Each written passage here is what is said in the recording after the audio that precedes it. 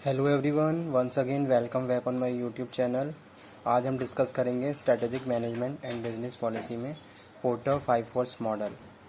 Exam के point of view से important topic है और स्ट्रेटेजिक मैनेजमेंट का एक इम्पॉर्टेंट टूल और techniques we are going to start and I am going to deliver in this video lecture.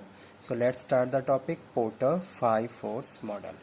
ठीक है, पोर्टर 5 फोर्स मॉडल हम स्ट्रेटेजिक मैनेजमेंट में जितने भी टूल्स एंड टेक्निक्स हैं उसमें हम यहाँ इसको स्टडी करते हैं कि जब भी कोई भी ऑर्गेनाइजेशन, ठीक है, और उस ऑर्गेनाइजेशन को रन करने के लिए हम जो भी प्लान करते हैं, जो भी डिसीजन मेकिंग करते हैं, ठीक है, वहाँ पे हम बात कर रहे हैं पोर्टर 5 फोर्स मॉडल की। कि भाई आप अपने लिए कोई भी प्लानिंग कर रहे हो, डिसीजन मेकिंग कर रहे हो, अपने लिए कोई भी स्ट्रेटेजी फॉर्मुलेट कर रहे हो, तो उस टाइम आप क्या करोगे, अपनी जो सिचुएशन है उसके हिसाब से क्या करोगे, मार्केट में अपने आप को अपने लिए बेस्ट डिसीजन लोगे और स्ट्रेटजी को फॉर्मुलेट करोगे। तो पोर्टर 5 फोर्स मॉडल, इसमें जो मॉडल है ये हमें बताता है कब किस सिचुएशन में किस तरीके से हमें रिएक्ट करना है और किस तरीके से अपनी बिजनेस प्रैक्टिसेस को प्रोसीड करना है। ठीक है, चलिए स्टार्ट करते हैं टॉपिक। थोड़ा कॉन्सेप्ट स्टडी एक्सप्लेन कर लेते हैं। क्या है कॉन्सेप्ट इसका? Porter 5 force model analysis purpose is to check the business competition and find the position strength of business. ठीक है, पोर्टर 5 फोर्स मॉडल में हम बात कर रहे हैं किसकी? हम बात कर रहे हैं यहाँ पे purpose is check the business competition. ठीक है, you are checking your business competition कि भाई मार्केट में कंपटीशन है, आप कितना रेडी हैं कॉम्पिटिटर्स अपने राइवल्स को compete करने के लिए। ठीक है, आपके आपके पास कौन कौन से ऐसे पॉइंट है जो आप एज अ स्ट्रेंथ यूज़ कर रहे हो अपनी ऑर्गेनाइजेशन में। ठीक है, तो वो सारी चीज़ें हम चेक करते हैं, एनालिसिस करते हैं with the help of this kind of tools and techniques in which is Porter 5 force model. ठीक है, the main purpose is to check the business competition. You are checking business competition as well as find the position strength of your business. कि भाई आपके ये 8 या 10 rivals हैं, ये आपके कॉम्पिटिटर्स हैं, उनके साथ अगर आप स्टैंड कर रहे हो तो आपकी क्या पोजीशन है। ठीक है, आपकी क्या पोजीशन है। जैसे अगर हम रेटिंग करते हैं 10 ऑर्गेनाइजेशन एक साथ हैं, ठीक है, तो आप कहाँ पे स्टैंड कर रहे हो, 1 से लेके 10 से लेके 1 तक आप किस नंबर पे आ रहे हो। ठीक है, तो इस तरीके से हम क्या कर लेते हैं, अपनी एग्जिस्टिंग पोजीशन को फाइंड आउट करते हुए अपनी करंट की जो पोजीशन है उसको हम क्या करते हैं, प्रॉपरली डिटरमाइन करते हैं और उससे related decision making, future planning. ठीक है, तो वो यहाँ पे हम बात कर रहे हैं पोर्टर 5 फोर्स मॉडल में। It is done to determine how much business organisation strong and able to compete strongly. ठीक है, तो यहाँ पे हम बात कर रहे हैं it is done to determine how the business organisation strong, first thing, and second thing is able to compete strongly. कि भाई मैं कोई मार्केट में मेरी कोई एग्जिस्टिंग ऑर्गेनाइजेशन, एग्जिस्टिंग प्रोडक्ट, ठीक है, ऑलरेडी मेरा ब्रांडेड प्रोडक्ट है, मार्केट में प्रॉपर मैं स्टेबल हूँ, मेरी अच्छी पोजीशन है, मेरी अच्छी गुडविल बनी हुई है, मार्केट रेपुटेशन मेरी बहुत ज़्यादा अच्छी है। ठीक है, नंबर ऑफ कस्टमर्स मुझसे अवेयर हैं और उन प्रॉपर लॉयल भी हैं मेरे लिए और मेरे प्रोडक्ट के लिए। अब उस केस में पहली चीज़ ये, ठीक है, अगर आप नया कोई प्रोडक्ट लेके आते हैं, suppose you are going to launch a new product in your for your customer in the market, तो उस टाइम किस तरीके से आप क्या है स्ट्रांगली अपने कॉम्पिटिटर्स को compete करते हुए फाइनली अपने प्रोडक्ट को मार्केट तक लेके जाएंगे। ठीक है, तो वही चीज़ यहाँ पे हम बात करें, it is done to determine how much business organisation strong, आपकी कितनी ऑर्गेनाइजेशन कितनी स्ट्रॉन्ग है, एबल टू compete स्ट्रांगली, और आप कितना रेडी हैं या कितना हेल्दी हैं अपने कॉम्पिटिटर्स को compete करने के लिए। तो वो सारी चीज़ें हम फाइंड आउट करते हैं with the help of porter 5 force model या फिर tools and techniques of strategic management.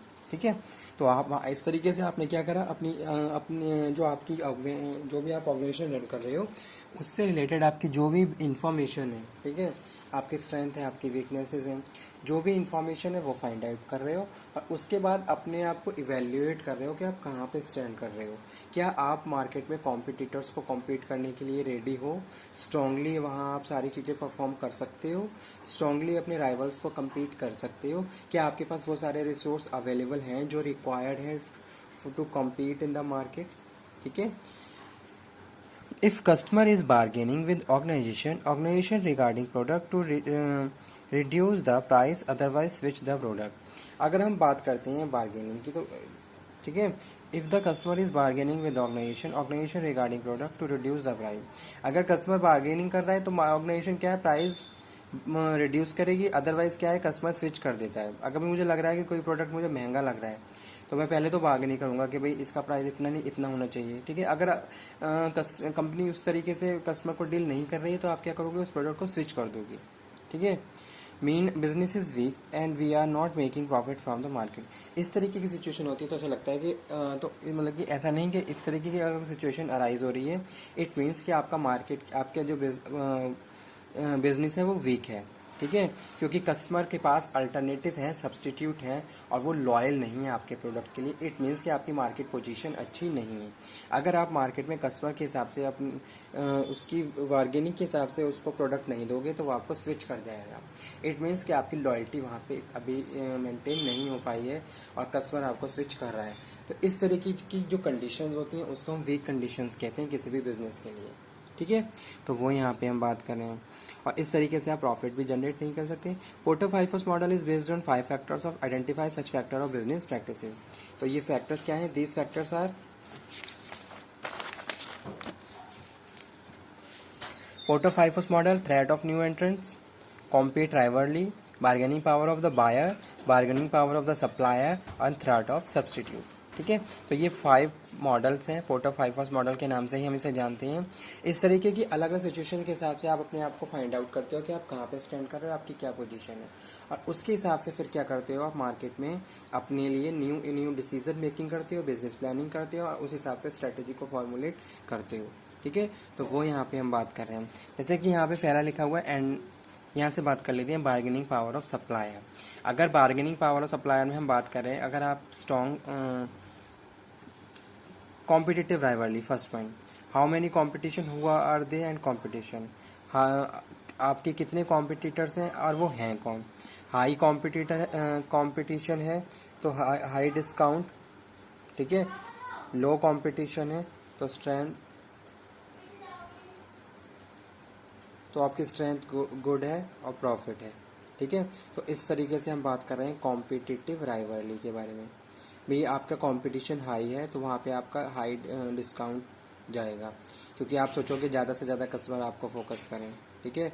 और अगर वहाँ पे लो है तो उस केस में आप अपने हिसाब से प्रोडक्ट को दे सकते हो, तो वहाँ पे आपकी स्ट्रेंथ अच्छी है, ठीक है। क्योंकि आपको पता है कि जैसे सपोज़ किसी भी प्रोडक्ट में आपकी मोनोपोली है, तो आपको लग रहा है कि हाँ मेरी मोनोपोली है, तो वहाँ पे आपके लिए क्या है, एक तरीके से आपकी के लिए स्ट्रॉन्ग अच्छी कंडीशंस हैं, ठीक है। Bargaining power of supplier, limited resources, square resources. अगर बार्गेनिंग पावर सप्लायर्स की बात कर रहे हैं, अगर रिसोर्सेज लिमिटेड है तो उस केस में क्या है, आप क्या करोगे, जैसे यहाँ पे लिखा हुआ है high, bargaining power supply high है, if supplier is not available, ठीक है। अगर और सप्लायर अवेलेबल नहीं है तो उस केस में आप क्या करोगे, उसी सप्लायर से खरीदोगे।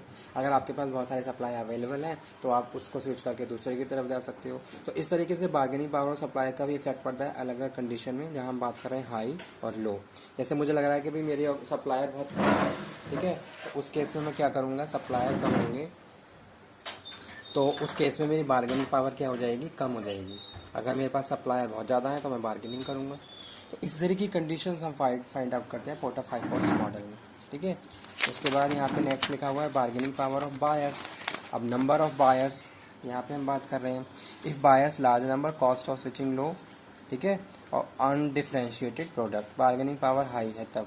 और बार्गेनिंग पावर लो है, if buyer low, cost of switching high और डिफ्रेंशिएटेड प्रोडक्ट, ठीक है। तो जो जो बायर है, जो बार्गेनिंग कर रहे हैं, उस केस में भी हम बात कर रहे हैं किसकी, हमारी स्ट्रेंथ की और वीकनेसेस की, कि भाई बार्गेनिंग पावर हाई है, ठीक है, और प्राइस लो है, तो price low pressure on business, ठीक है। और अगर बार्गेनिंग पावर क्या है, लो है, तो उस केस में क्या हो जाएगा, कॉस्ट ऑफ स्विचिंग हाई हो जाएगी। और डिफरेंशिएटेड प्रोडक्ट यहाँ पे हम बात कर रहे हैं। इसी तरीके से नेक्स्ट है threat of new entrants, new competitor in markets, cost entry है, ग्रोथ गवर्नमेंट पॉलिसी है, पेटेंट रजिस्ट्रेशन है, ये कुछ ड्यूटीज़ होती हैं जो फॉलो करनी पड़ती हैं न्यू एंट्रेंट्स को, तो वो यहाँ पे हम बात कर रहे हैं। Threat of substitute, availability of substitute, ठीक है। तो अगर कोई सब्सटीट्यूट अवेलेबल है तो उसका इफेक्ट भी हमारे ऊपर पड़ता है। तो ये 5 फोर्टर 5 फोर्स मॉडल थे जो हमने बात करी इस टॉपिक में, ठीक है। Thank you very much.